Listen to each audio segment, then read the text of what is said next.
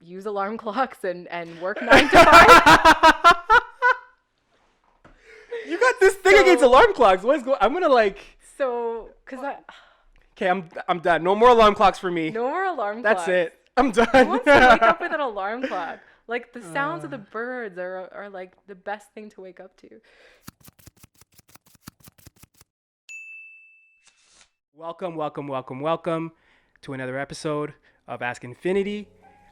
Today I'm covering the Ask as usual. Today's Infinity is Saleena Moon, or should I say Noreen Kassam? Do people know you by that name? Like Saleena Moon. that's the name? That's the name. Okay, well I'm gonna give the floor to you for a second, and I want you to kind of just tell us a little bit about who you are and what you have going on. Who you are is such a loaded question these days.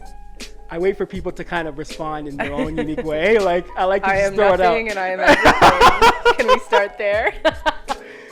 Well, I mean, I'm gonna call you out. Yeah. Like it's poker. If you're gonna say you're all or nothing, then Yeah. you know, go deep. Like let me know. I'm what both. does that mean? How does that even? How? How, are- Saleena Moon? How could you be everything and nothing? Well, the universe is inside of us, so that's all of us representing everything within our being, and yet we are nothing. We are just these particles that are vibing together, and it's our consciousness that is really what creates that sense of intelligence in our bodies to help us to organize and to become who we are based on the intelligence of our biology. The intelligence of our consciousness is always vibing through us, so that's everything. Do you feel like, okay, because I know people are going to be listening, right? And they're Right. going to be trying to understand and grasp what it is that you just said. Yeah. So if you had to like dumb it down for a kid, Right. how would you reword that? Yeah, in like the most simplistic way, everything that we think and feel Yeah. really matters. What do you mean? What does that mean? It means that we're constantly creating the world around us, through our perceptions, through our experiences, and through our patterns, through what we've learned, through what we've unlearned and relearned and reorganized. We're always shifting who we are based on the smallest things. What we read, what someone tells us, what movies we watch, what music we listen to. So everything that we experience shifts our thoughts and our emotions, and based on those thoughts and emotions, we're creating synchronicities that mirror that through ourselves. Wow. Like I get that. And Yeah. I feel like that's a lot. But at the same time, like I feel like only certain people will understand that to a certain degree. And I guess that's what you mean by everything, right? Everyone's definition of infinity is different, Yeah. right? Yeah. I'm going to speak more on that, but later. I love infinity. Cool. So give us like a breakdown. Like what's the average day like for you? Like you wake up. Yeah. Okay. Good question. These are Yeah. good questions. So, yeah, I've really shifted my life in the last couple of years. I really had to come to terms with the fact that my mornings are super precious to me. And so a day in the life of Saleena Moon is like no alarm clock. I get up when I get up, and I don't force myself out of bed. I'm not rushing out of bed. Wait, you have no alarm clocks on your phone? None. I do not set alarm clocks. That is okay. I have so many more questions, but I'm gonna let you talk. So I let myself rest in a way where I know that I can just get up whenever my body wants to get up in the morning. And before I get out of bed, I've probably already meditated. I've connected back to my body. I've become self-aware as to what am I holding on from yesterday that's maybe not serving me. I might write down some dreams that I had if I remember them. I'll pay attention to the way that I'm feeling. I'll tune into the energy of the day. I'll connect with anything within myself that feels unresolved. Hold on a second. All this before the day starts? Oh yeah, I'm like usually doing this kind of stuff from the moment that I open my eyes in the morning. And it's because I work with a lot of clients. and I work with a lot of people. And so it's very important to me that I don't project my own stuff in my sessions with people. So I've learned that the more that I serve others, the more I have to serve myself. Because when I'm in service to others, I cannot let my own patterns, thoughts, belief systems, emotional blocks interrupt my ability to serve others. So the inner work is so crucial for me. And that starts from the moment that I wake up in the morning.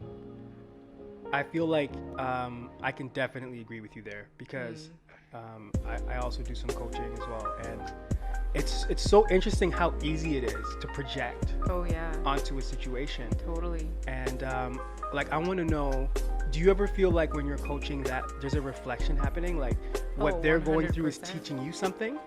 I don't think I've ever felt not that way. Thank you. So this is something that I really want to go in on, because like not enough people are talking about that. Like, I think there's like a hierarchy system in the coaching world where it's like, you're coming to me, I'm solving your problem, right? Which means that I'm in some way, shape, or form better than you. And it's like, I think we need to kind of turn that on its head. I agree. You know, like there's an always, to me anyways, an equivalent exchange. Yes, absolutely. You know, so I think that's awesome. Absolutely. The more aware we are of ourselves too, the more we can look at our clients and say, what is it that I just channeled or gave advice to this client that I need to take for myself? And I think there's something really valuable there in terms of our mirrors are always coming back through our clients. And it's a beautiful thing when you're on a path of self-awareness and self-development, and you recognize that like growth excuse me, and progress are really... Oh, you can clear your throat in the mic. This is a conversation. Okay. It's not... Oh, cool. Okay. It's not strict or anything like that. Okay, sweet. You need to swear, you can swear. Awesome. Something in my inner child just came out when you said that. That was fun. I felt like my inner child be like, woohoo, freedom! Yeah, right? But let's hold on. Let's go in on that for a second. Yeah. I feel like that's what that space that we're all in. Yeah. Of like, how much of my inner child can I show at any one particular moment, right? And then someone gives you permission, you're like, ah! You're like, ah! Oh my God. And you're like, okay, put it back in the box, corporate suit and tie, show up, clock into work, pay bills, I got an adult now. And it's like, I like your I got an adult dance, by the way. I got an adult now, right? But honestly, at the end of the day, it's like, I don't see why we can't blend those two worlds together. Absolutely. That I think is the ultimate peace that we'll all find within ourselves.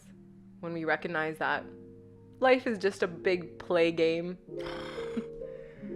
It's crazy. But it's funny because when you say life is a big play game, it's like there's a part of me, a practical part of my mind. Yeah. Right? And I think that's probably the conditioned side, right? That's saying, what do you, like, no, like I have to do things. Right. And I can't think that way or things won't get done. Yeah. Right? Or things will spiral out of control. That's what I think when I say that sometimes. Yeah. I think that's part of what this whole new understanding of this fifth dimension is really about, is that recognizing that our lives are already taken care of. So that's a big concept, because when you say that, right, I mean, a lot of people could use that as spiritual bypassing, right? They could be like, oh, well, if my life's taken care of, then I can just sit back, put my feet up, and just, live off of my mom for the rest of my life. Well, you could, but that wouldn't make you feel good, so you're still resisting. So that's not letting life take care of you. Oh, so your definition of resisting is a little different. Can you go into that? What's your definition? Well, if you're gonna sit on your couch all day and throw your feet up and ask your mom to take care of you, are you really gonna feel good in that? Is there a part of you that might actually be like, hey, you know what? Maybe I have something that might excite me to do in the world, like write a book or play some music. And sitting on your mom's couch for the rest of your life throwing your feet up won't make you feel good if you're not following your inspiration. I like that. So that's not letting go, because letting go means you're allowing yourself to follow your inspiration. And so that is how life takes care of us, through us, not outside of us, but through us. And I think our biggest challenge is to be able to recognize when we're acting from a mental place rather than from a more inspired, intuitive place. We gotta go in on that, because like this is this is literally something I just went through, and I think that it's hard sometimes to differentiate the difference between a mental space and intuition. Like how would you even like begin to explain the difference? You know what I do often? I ask myself, why do I want this? Right? And I did it this morning. Like I drink a cup of coffee every morning. Okay. And I do ask myself once in a while, like, why am I drinking this coffee? Is this because this is just my routine? Do I even want a cup of coffee this morning? Is this something, like, does this even bring me joy? Like, I'm not doing it to wake up. Like, I already feel great when I wake up, so it's not like I need a coffee. So why am I drinking this coffee? Is it in alignment with something that's inspired, or is it something that I've just conditioned myself to do to feel a false sense of better? And when I asked myself that question, it was like, oh, I don't really need it. I don't actually need a coffee. And so it's not necessarily something that I get super inspired by. It's more just a routine that I've built that actually gets me out of the house, takes me for a walk somewhere, gets me interacting with people because I work from home. So oftentimes a lot of what I do is online. So face-to-face contact is the reason that I have a coffee. Wow. A walk is the reason that I have my coffee. I feel like it's one of those things. Coffee's right up there with cigarettes. It's like it's such a thing to do to fill space. Yeah. And I feel like I've been in that space too recently, like drinking coffee. Okay. And I never asked myself that question. Yeah, it's like, why am I even doing this? It's and if you recognize that, like, it's not really coming from a deep place within you, yeah, it's probably not necessary. But this is something that I actually want to ask you about, because I was just having a conversation about this the other day. And I think that a lot of times we eat and we drink for emotional reasons. So I want to let you speak on that. I don't want to give you too much, but what do you think about that? I wouldn't say I'm the best person to talk to about this because I haven't mastered it yet. Well, people that say that, I find usually are the best people. They're the ones with the most experience. Oh, I would say that definitely this is something that I'm actually working on right now. I'm just putting in a quick plug to my girl, and your girl too, Katie Christie. Oh, I love Katie Christie. So Katie Christie, yeah, shout out to Katie Christie. This is something that I'm really working on right now, to be able to intuit food more so, and to understand that this is nourishment. This is where I can get life force from, rather than this is something that I need to do because I'm hungry and I'm in a rush and I need to put something in my body so I can get to the next thing. Yeah. So yeah, there's a lot of intelligence, I think, within ourselves that can guide us towards foods that are better for our bodies. The question is, are we intending that, or are we asking those questions to ourselves? Because when we ask the right questions, we do get answers. See, but now you're going into something that I think is almost like it's a spiral, kind of, because it's like to eat healthy, right? You have to have a clear mind. Well, even eating healthy, like, that's such a loaded thing. Like, what does healthy even mean? Everyone has their own definition of what it means to eat healthy. Well, I think, okay, that's a good question. So let me answer it by saying this. I think there's a bar for health. Okay. That bar is stay hydrated, drink water. Like, I think we could all agree that water is healthy, absolutely. Right? I think I have a more holistic definition of eat healthy, and it's being in touch and in tune with what your body feels that you need. Now, if you're gonna eat like chicken, for example, eat lean chicken, right? Right. Like, that's what I mean by healthy. It's not like to say any one diet specifically is the diet for you, is the right diet for everyone. But it's like, find out what the diet is for you. Right. And I guess through intuition, feel it out. Does it work? Does it work for you? And if it's working, then continue to do it, right? Yeah, definitely. I can agree with that for sure. I do wonder about even something like what you just mentioned, like eat the lean chicken, right? Is it because there's this whole notion of like what fatty meats are and what they do for us? Like even that is a question, because there's like science to back up everything. There's science to back up all the contradictions and everything. And so when we're even talking about something like to be healthy, to eat lean meat. I should have known that this was going to get metaphysical with you. I should have known. But at the end of the day, you're right. Ask Infinity. You kind of set us up for that. That's so true. No, but you're right. How much of our food and our diet is affected by our mental process? How much we believe it is. Okay. And I agree. Can you go into detail? So for example, like, I actually used to be in the industry of health, and I used to be a coach for this particular nutritional program called Metabolic Balance.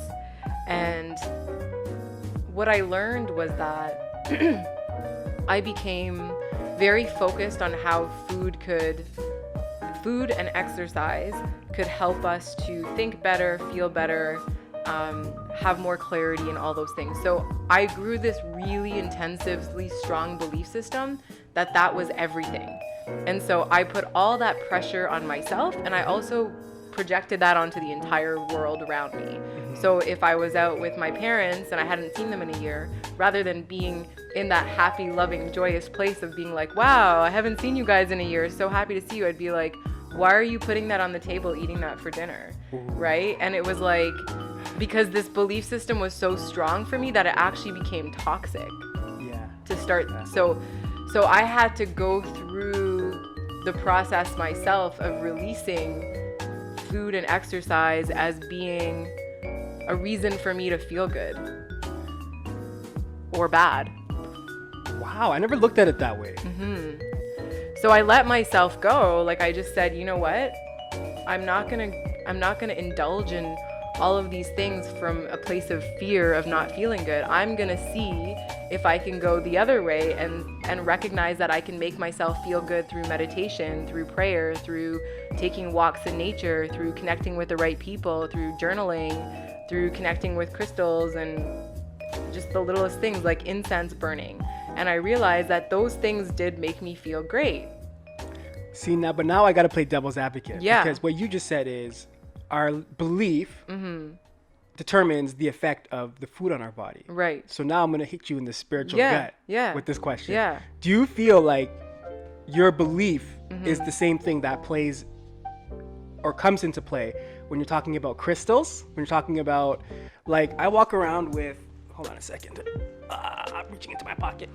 Selenite. Ooh, nice. Now, is it doing something? Do you believe it is?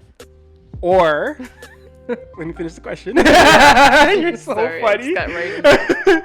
Is it doing something, like, in and of itself, intrinsically? Or is my belief all that it is?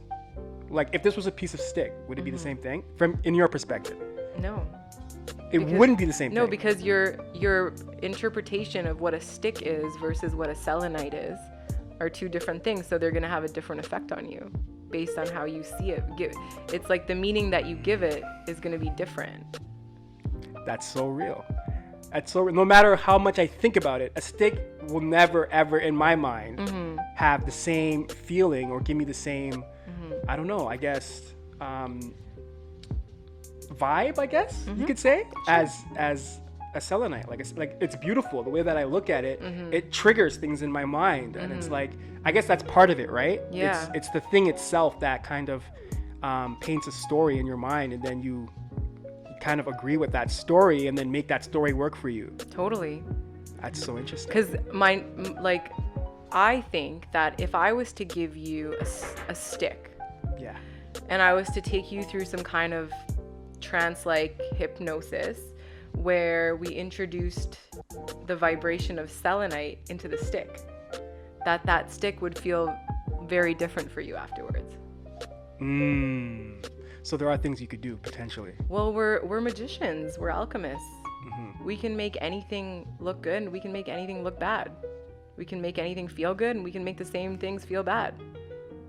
You can look at a salad and be like, I feel like a rabbit on a diet eating this shit, but I have to eat it so I lose 40 pounds because I'm overweight and disgusting.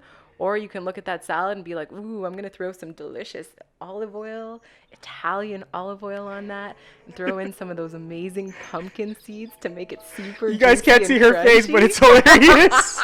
She's making all of these like, I want to eat that salad now. Right? Like, where is that salad? And it's because it's going to make me feel so energized, and I'm going to feel so vital and energetic after. And I can't wait to just dive into this salad. Oh Boom. my God. Totally different thing, totally different experience, same thing. Yeah, I totally agree. Like my grandfather, people are baffled to this day. Like he smoked cigarettes probably like every single day. Wow. From, I don't know, maybe. He was committed. Oh my goodness, that was the only thing he could be committed to. May he rest in peace. He's looking down right now, shaking his head like, oh my God, can I not rest? Yeah. Or he's just here with you and just having a good laugh. Yeah. Hopefully he's having a good laugh. But he smoked every single day. Okay. And his health did not suffer. Like you would not think that this was a man that was smoking every day. And I think that there are people who smoke, and within a month or two, it's like they age like a decade. I'm glad you said that because I have a really bad perception of smoking. So I'm working on that. Thank you. It's one of those things. Like I smoke. People are shocked. Like, huh? You smoke?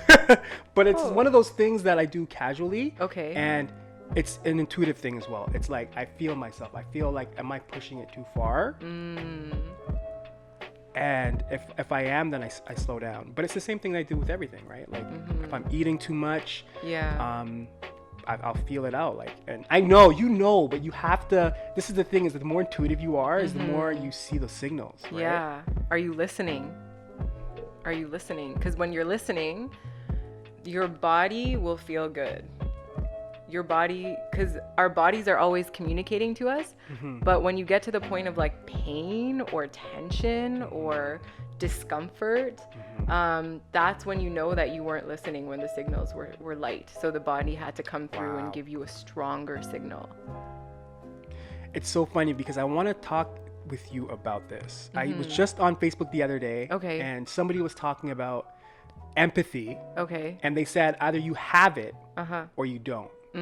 So I want to know, what's your perspective on that? Is it a scale? Is it something is it a skill? Can you evolve it? Go in. Wow. So, yeah. There's a lot of talk about empathy these days, and I've noticed that when I identified with myself as being super empathic, I became more empathic, and I didn't like it. So I've started telling a different story. Do you know DJ Clue, the DJ Clue bomb? Yeah. Yeah, I'm gonna add one of those in the editing process. Took me a second there, but totally DJ Clue. Okay, keep going. So I pulled back because when I identified with myself as an empath and as a leader, I had a lot of other empaths talking to me about all their empathy, and that was just actually making my empathy even stronger because I was talking more and more about it. And I realized that the more that I talked about it, the more I felt it. And I realized that there's actually a time where I really love being empathic, and it brings me so much joy, and it actually helps me to be of greater service to humanity. And then there's times where it doesn't serve me at all. Like we were just talking about how I signed up for a 3-day pass to a gym. Yeah. And I walked into the gym and I was like, I really wish I wasn't so empathic right now. See, but I gotta stop you there because empaths, I feel like, are in that space mostly of it's a gift and a curse. Right. But what I'm trying to say is that there's an on and off button for it, and that we have more control than we think, and we're not victims to it. Yes. And a lot of people play the role of I'm such a victim, I'm an empath, and I don't really think that's real. I think that being an empath is a beautiful thing. And I think that it's a skill that you have to learn how to use, definitely. And because our school systems and our society in general doesn't necessarily have a place where people can go to understand these things about themselves, that people struggle with it down the line. But my belief is that there is a way to really, really hone in on your particular empathy. So I'll give you an example, okay? So I've seen people be very empathic towards animals, but completely non-empathic towards humans, okay? That's so interesting. I've seen people be empathic towards people who are in the same, let's just say, race as them, but completely detached from people from another race. I've seen people be empathic to people that are super unhealthy, but completely not empathic to people that are healthy. I've seen all kinds of things working with clients over the years. And so our empathy, we have to learn how to channel it. We have to learn how to recognize that, you know, our empathy is something that can help this planet, because it gives us an opportunity to put ourselves in someone else's shoes and have compassion. Yeah. And I think that's a beautiful thing. But when you've lost yourself in that, and you've only turned that empathy against yourself, that's when we need tools and resources to be able to reverse some of those. You just said it. Okay. That's what it is. And I'm so happy you helped me clear that up in my own mind, because Okay. I think that's what a lot of empaths are experiencing. Yeah. Is like the situation where they turn the empathic, they made it about them. Yeah. They made it about them, and that's why they're feeling pain. And then they've kind of created a story around this is part of what being an empath is. No, not at all. And it's like, no, it's not. You know what? There needs to be like some kind of resource called the empowered empath. What does that mean? Like, I'm Because- intrigued. Because when you're empowered as an empath, you're no longer feeling like a victim to it. You're actually recognizing yourself in the story. Rather than losing yourself to someone else's story, you're able to identify that you are your own being, separate from that other being, and yet you can decide to what it, like, just say on a scale of 0 to 100, to where you want to put that dial with that individual, right? And I find the closer we are to people, like the deeper our friendships are, I also find that it's easier to have that dial on 100 when you have a really close friendship with someone, because you really feel that person deeply. That should be in a curriculum. I don't agree. think you understand how incredibly practical that sounded. Yeah. But that should be in a curriculum. Honestly, like, it's been in the back of my mind for a long time that, like, we need to start a school for people to new advanced souls who are coming into this planet to orient themselves in a way that actually honors their spiritual gifts and teaches them that they actually do have a purpose and place in this world, and they just need to know how to do that. How to connect with that. Yeah. And it's connecting back to self.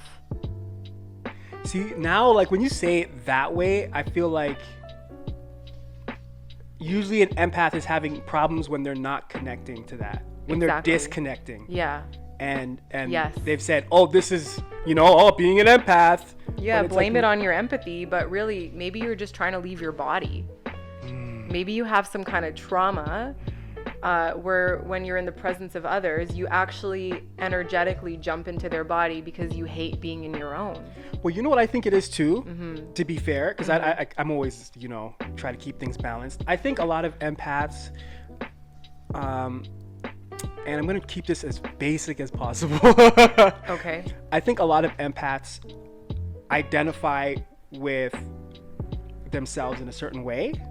So we've created identities for ourselves, and then when we Labels. It's a strong label now, which is great for people who didn't understand empaths at all before. And now I think more logical type, less empathic people will often ask me like, oh, are you an empath? And they'll know a little bit more about my experience without being in that experience. And they'll have this like sense of understanding and compassion for that, because there's been so much talk about it. But hold on a second. If you're an empath, did you have to ask somebody? No. I'm saying if someone I got that, but I just thought yeah. it was interesting that someone would ask that. Like, if you're an empath, should Right. you not know who other empaths are? You would, but if the person that you're talking to isn't an empath, isn't an empath, yeah, then they're not. It's almost as if they're now educated in a way that they weren't before. So I have an appreciation for this label in that sense. I see the light and dark in everything, just like you do. And I definitely see how talking about all this talk about empathy has really created an understanding for people who are more empathic to be received better by those who are less empathic.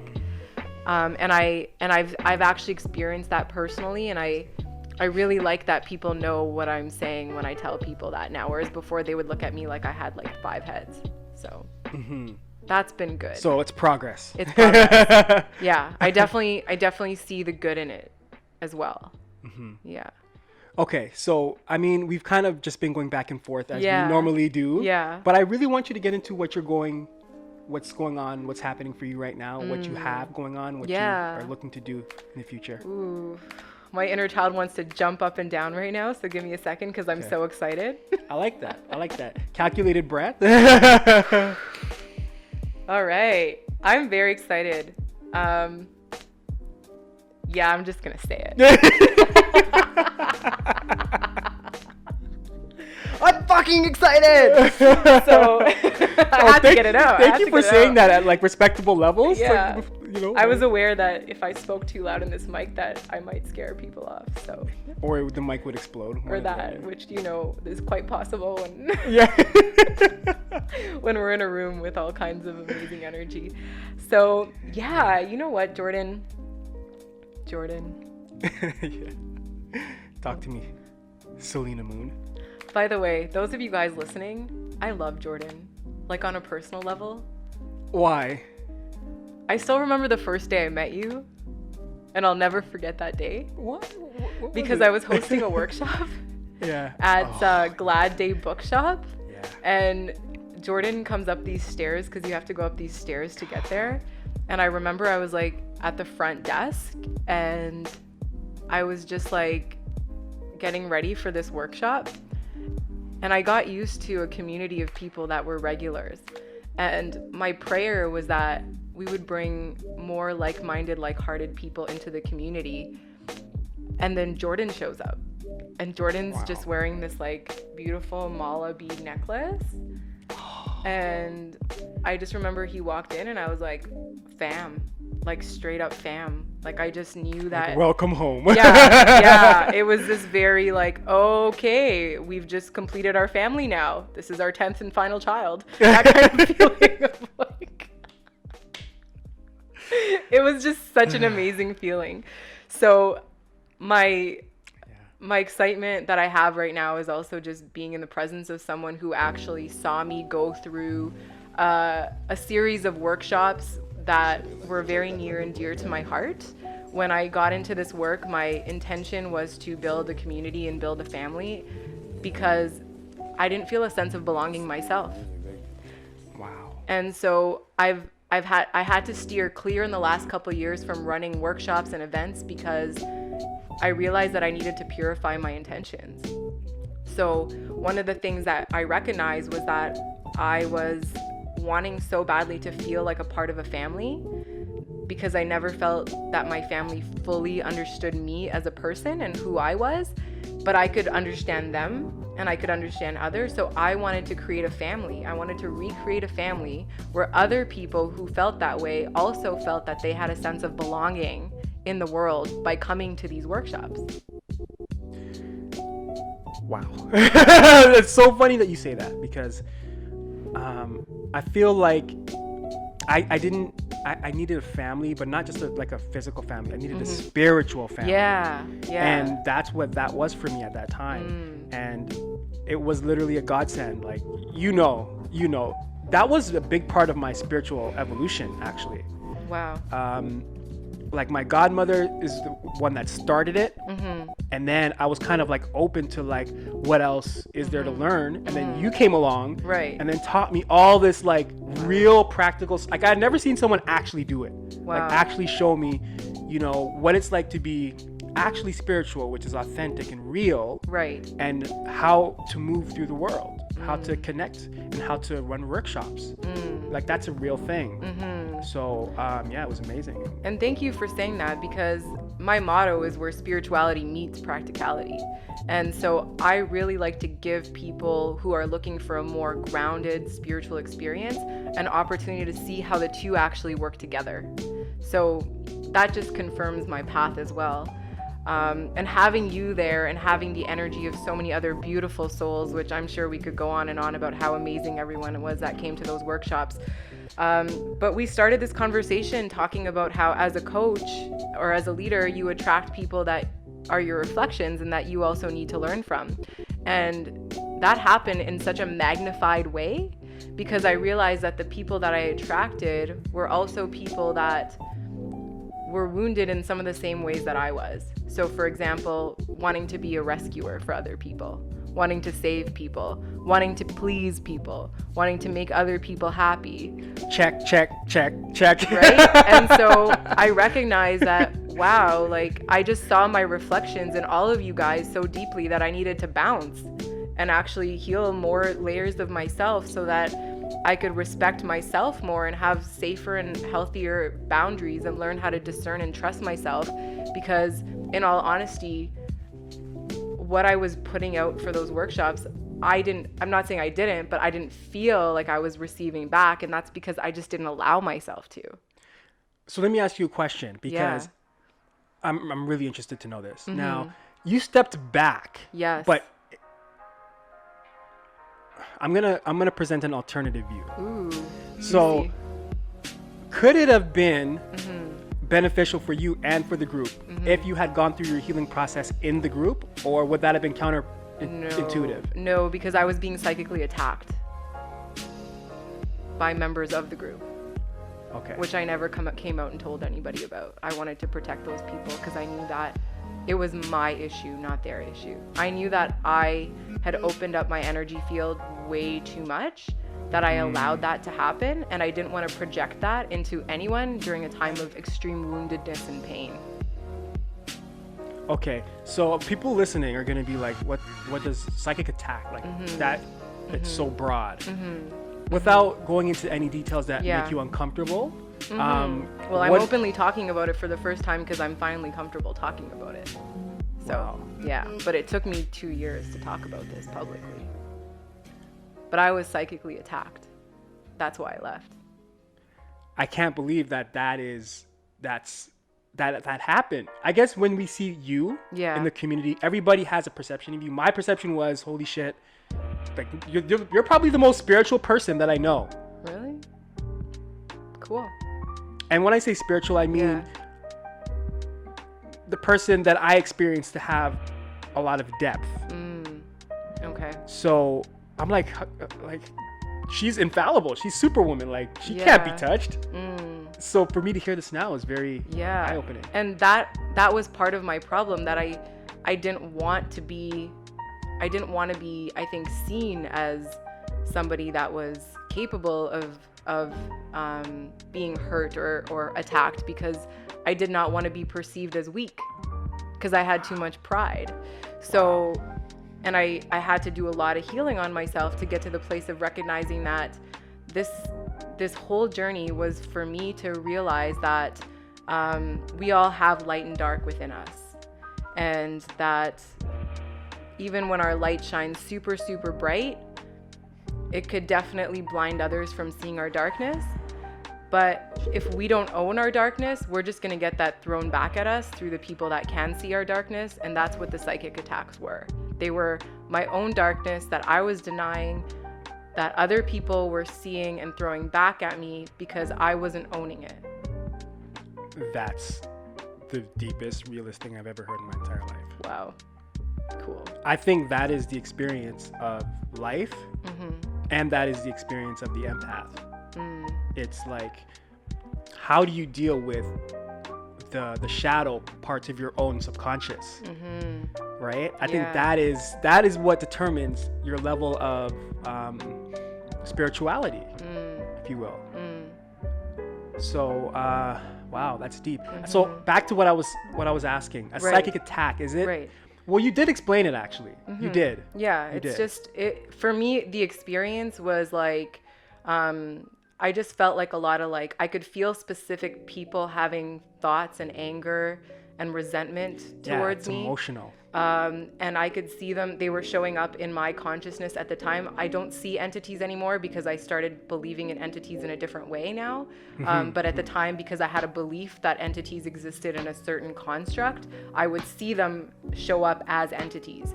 And so I would see people throwing dark entities at me, and they would show up in my dreams. I would have like these sudden panic attacks. I would just all of a sudden feel like I was completely disoriented, and I knew exactly who they were coming from and when they were happening.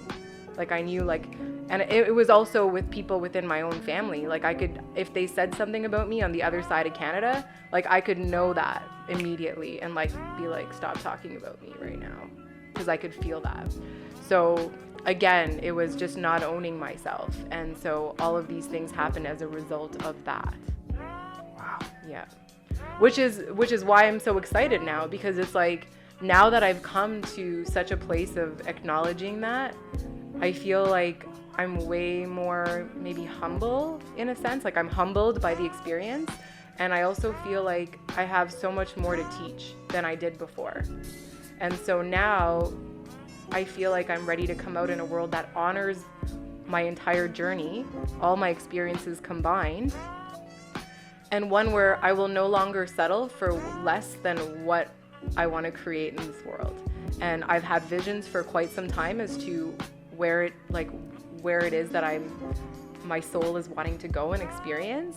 But I've never allowed myself to fully honor those visions because I let myself settle for certain things, right? So it's like, I won't settle anymore. Whereas before I would always settle. So for example, like with my speaking, like I'm not a speaker. Like I don't see myself, I tell people that I'm a speaker, but if I have to be super clear and honest about what that means to me, it's not speaking that actually I enjoy. I remember I got asked to speak at Mo Mondays, and I did not like the experience at all. And I realized that it's because I'm not actually a speaker, I'm a facilitator. I'm somebody who wants to get in a room and give others a stage. And so it's important for me to recognize that if I'm going to be leading something, it has to be on my terms. And so I need to have complete creative freedom to be able to use my gifts. And if you're asking me to construct something, a PowerPoint or something in alignment with some, rules and regulations that are out of integrity for me, I'll just straight up say no. I don't care how much I get paid. I'll just say no, because I recognize now that my gift is my intuition. And just because the world wasn't at a place where they necessarily saw that as valuable, doesn't mean that I can't see that as valuable within myself. You just said something so unbelievably huge. I think we're now moving into a world where we understand how to value intuition and put a practical dollar value on it. As entrepreneurs, as leaders, for sure, people are starting to respect that value. Right. But like 10 years ago, no way. Like I'm actually finally getting more corporate gigs, and I used to hate corporate gigs because I'd go there and I'd feel like I had to like robot myself to be something I wasn't, just to get a slight message across.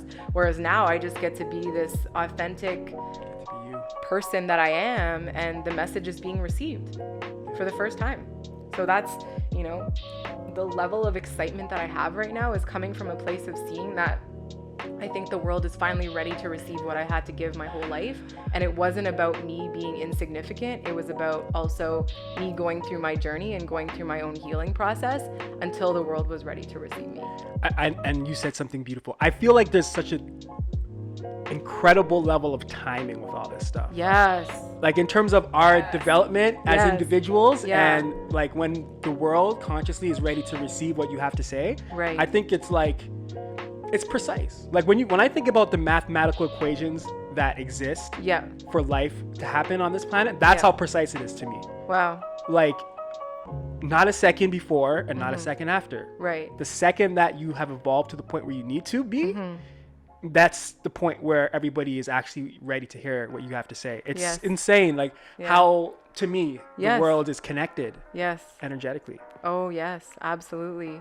So tell us about Illuminate Your Magic. Like, okay, so you got excited, but then you got lost in the excitement. I know. The excitement was like, it's still there. It's still very real. But I really did feel like I wanted to share the backstory as to why the excitement is there, because there's a whole journey associated with Illuminate Your Magic. And Illuminate Your Magic is the amalgamation of the 200 workshops, retreats, events that I have facilitated. It takes all the experiences I've had and all the beautiful things that I've witnessed and all the tools and resources and playful ways of connecting through neurolinguistic programming tools, guided visualization tools. A lot of people who have attended my workshops, including you, know that everything I did was very unique. You won't go to another workshop and experience that, because that is my gift, is to just, Spirit will be like, the day before a workshop, go to Dollarama, get these materials, do this. I have no idea why I'm doing any of it until I show up. And then it's like, oh, remember those strings we had you bring? Okay, this is what you're gonna do with those strings. This is fact. And this is facts. This is like hands-on what Jordan experienced. And because it's so based on who shows up in the room, it's so intuitive, it's so precise, that even I myself don't know what's happening until I get there.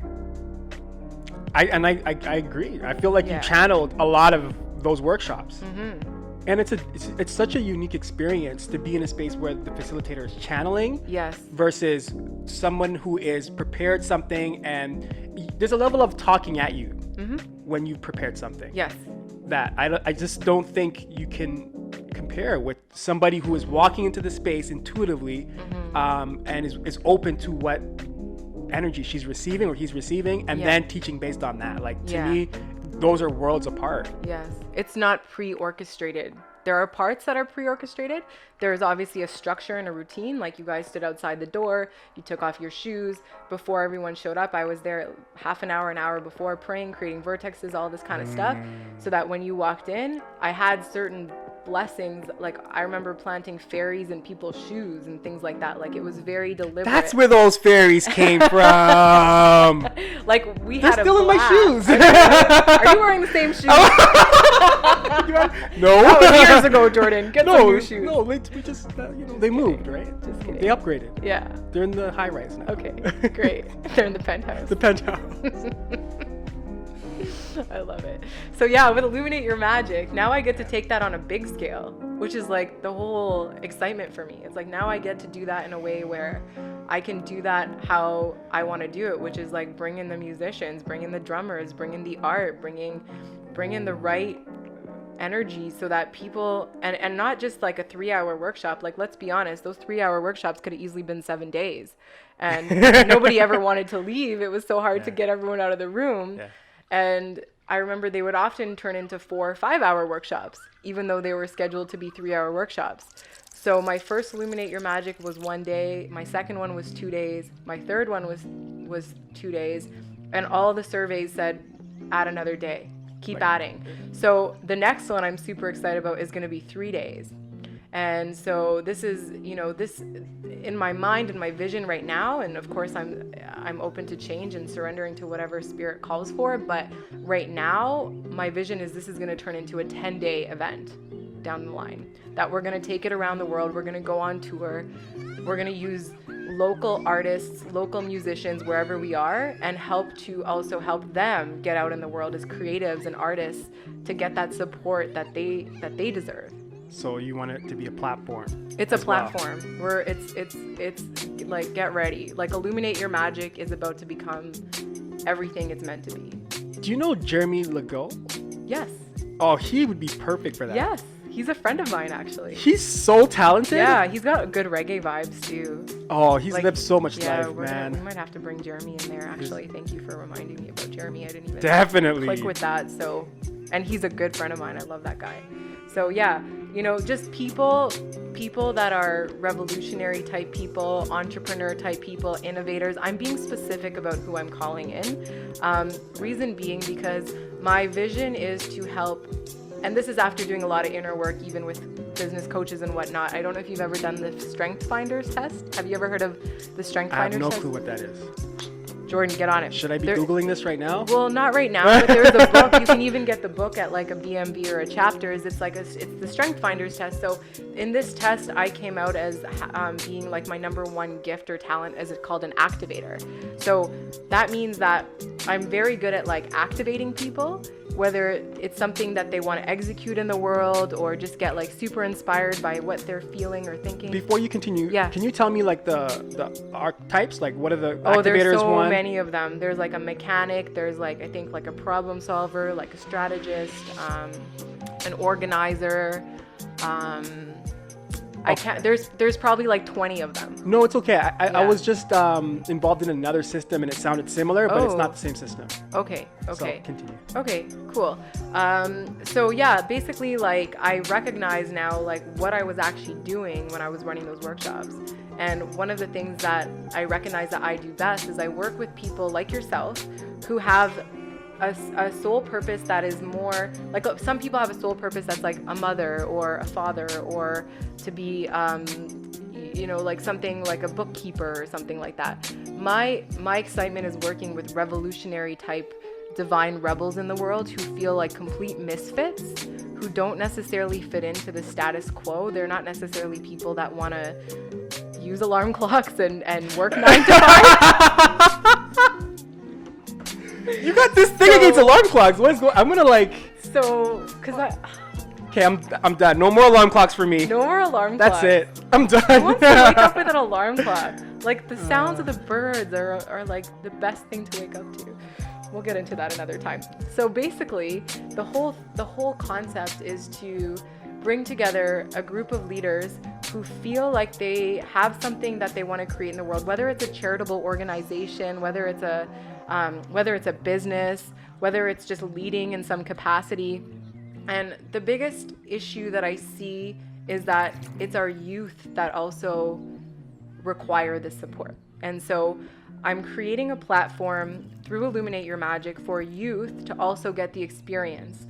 And my vision is to host a sacred space for these youth, whether they're labeled as like ADHD or maybe they're just like addicted to drugs because they're just bored and they know they have a big thing to do, but no one gets them or sees them or even understands how to help them.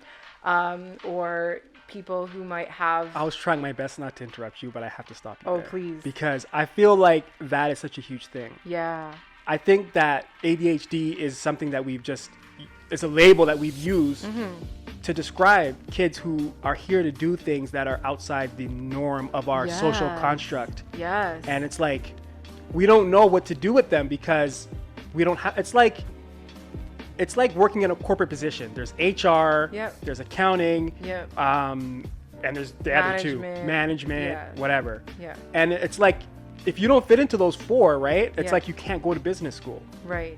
And I feel like that's what they do with these kids. It's like there's these categories in life, and if you don't fit into those categories, they're like, you're not in the box, so you don't belong. Something is wrong with you. Right. So take these drugs so you can be normal like us. Yes. A lot of that is also, you know, suppressing their soul purpose and their passion for life, those drugs. So I think it's important that we offer a space for these youth to come in with their parents. Yeah. Because I feel like parents are often misunderstood by their youth. And I'm going to start there. Because as youth, as children, I think it's equally responsible for them to be able to understand their parents' journey.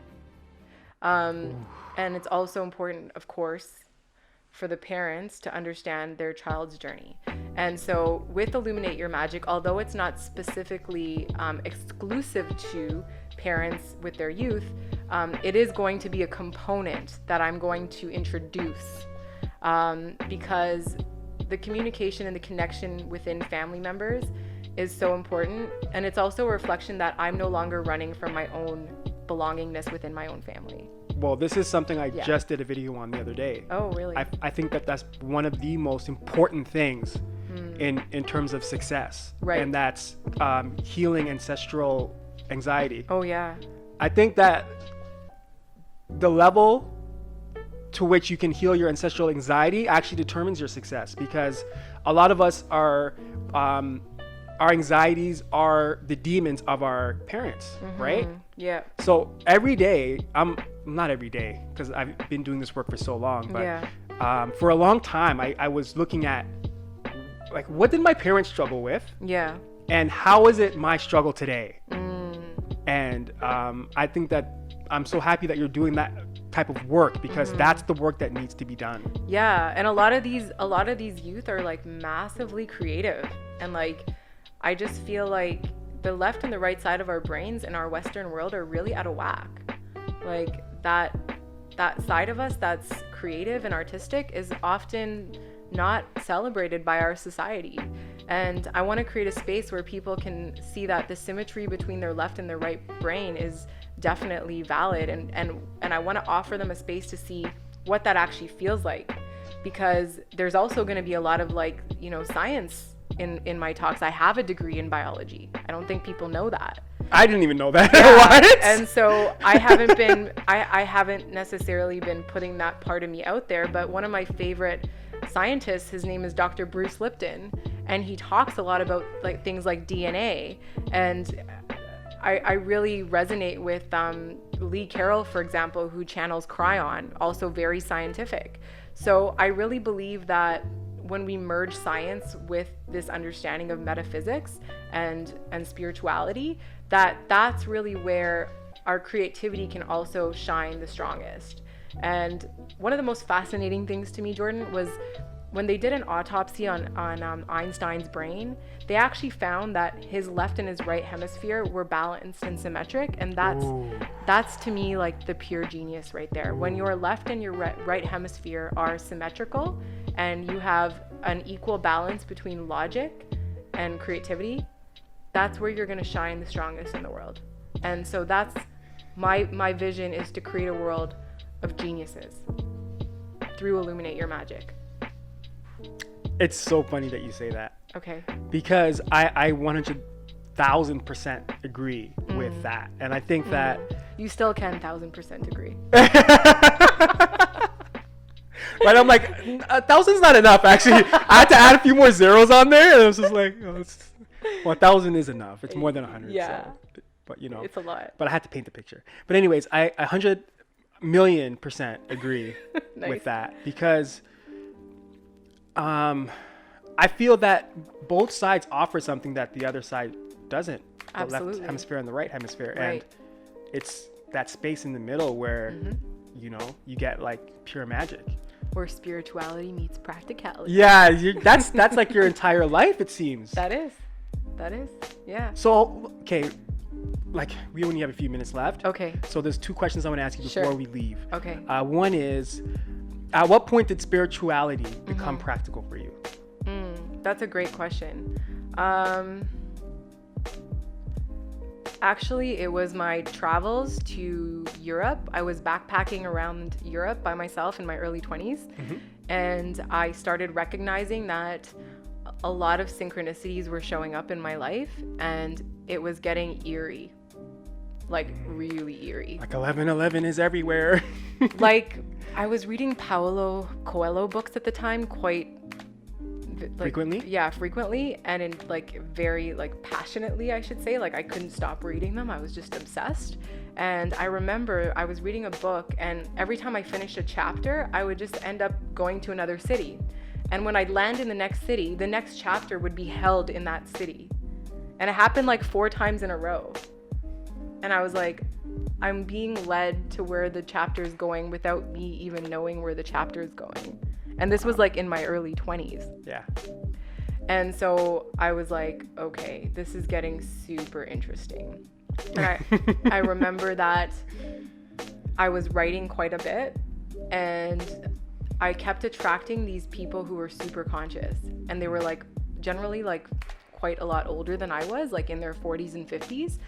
And I remember once I was in Salzburg and I sat on a bench and it was my birthday and I was by myself. I love being by myself. And so and especially when I'm traveling, like I love traveling by myself.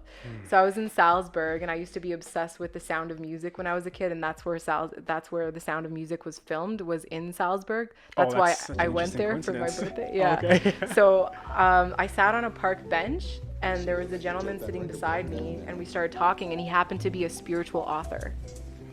And he started talking to me about how he writes about spiritual things, and like, you know, just certain things started really trickling in through my experiences. And I was like, well, what are the chances that I sit next to a random stranger on a park bench in Salzburg on my birthday where The Sound of Music was filmed with da-da-da. And there was just too many synchronicities. Yeah. Just too many synchronicities. And I remember I like went to like La Alberca, Spain, and I remember I was like volunteering for this like this English speaking camp called Pueblos Ingles. And the guy that was running it, his name was Davy Johnson. He was super evolved and still is. And we're actually friends still. We keep in touch. This was over 10 years ago. This gentleman saw my soul, and we had a siesta every day for 3 hours, and everyone would go play in the pool and have a great time. And Davy and I would just sit and have a coffee in the afternoon and talk about these types of things for 3 hours. And he would ask me questions that would be like, well, what color am I? And I'd be like, I've never had anyone ask me that question before, but I was like, okay, this color. And he'd be like, yeah. He's like, okay, so what color are you? And I'd be like, I'm this color. And he'd be like, yeah. And it's like he knew that I could see things that I didn't even know I could see. Ooh. And so all of these stories and all of these experiences showed me that my spiritual experiences were not just spiritual. They were happening they were happening through me, and they were being reflected back to me in all these people. So it became very real in my early 20s. I love that. So you just had real experiences, real conversations, and you know, coincidences, synchronicities. Yep. I think that's how it starts for a lot of people. Yeah, definitely. So I love that. I mean, I could probably write 5 books about all the synchronicities in my life, because there's just been so many. Okay, so the last question before we get out of here. Yes.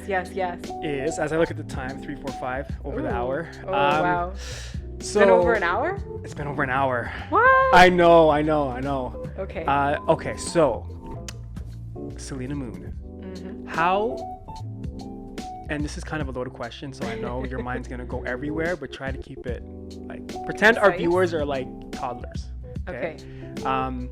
How does infinity, how do you experience infinity in your life today? Mm-hmm. If you do, or what are your thoughts on what it is? And make infinity practical for us. Okay, so to me, infinity is recognizing that anything is possible.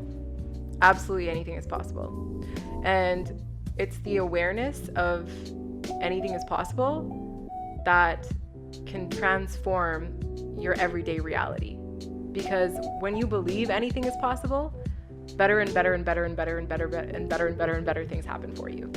And so having access to infinity is not something we necessarily need to do something. I believe everybody has access to that infinity. It's just, is our compass pointing towards infinity? Are we intending to access infinity? And I think that when we set the intention to access that infinite intelligence, if you want to call it that, that's all that's required. Then everything just becomes possible for you. Right? It's like, so like you showed up this morning or this afternoon, and I did a lot of heart chakra healing. I was putting on that rose essential oil and, just connecting back to my heart and love. And you show up with a sweater that says love. Like, that's not an accident. And we're talking about Illuminate Your Magic, and like that beautiful little I got these holes you have in your pants are actually the same jeggings color. On that are galaxy print. They're the same colors as Illuminate Your Magic. Yeah. And like, I don't see that as an accident. It's so funny because my entire outfit came together like it always does. Like, I don't know, in this weird space of intuition. Like, I don't just throw anything on. Right. I really take my time, and I think, or I feel like, where am I today? What am I vibing with? That's a vibe thing. Yeah. And you just see it. You go, oh, this is my vibe today. Yeah. So it's so funny that it works out for both of us in some way. I'm so grateful that you just showed up as you are in your authentic self, because you being your authentic self helps me to connect deeper to my authentic self. And I'm sure vice versa. So I think that's what infinity is all about. Beautiful. Then we're going to end it right there. Thank you so much thanks for being on. And just really quickly, give us your social media plugs, and then we'll wrap it up. All right. So I recommend that if you guys are interested in coming to Illuminate Your Magic, first and foremost, because we haven't announced the dates yet, it's still percolating in the air, in the ethers. Get yourself on my website. It's www.saleenamoon.ca. You're going to see a button that says subscribe. If you put your email address there, you will get the information for Illuminate Your Magic when it arrives in divine timing. And there'll be more than one, obviously. There will be more than one, but I don't know if there will be more than one in Toronto yet. Okay. So the next one will be a seed launcher in Toronto. Yeah. After that, we're considering New York, we're considering LA, we're considering Vancouver, Montreal, all kinds of places. Wherever there's a demand for it, that's where we're gonna go. Beautiful. Yeah. Thank you so much again. Thank you. Thank you all for listening, and thanks for having me so much. It was such a pleasure. Awesome. You're welcome. And everybody, just have a great day. Bye. Bye. That's how I'm going to end it. Take care. Toodles.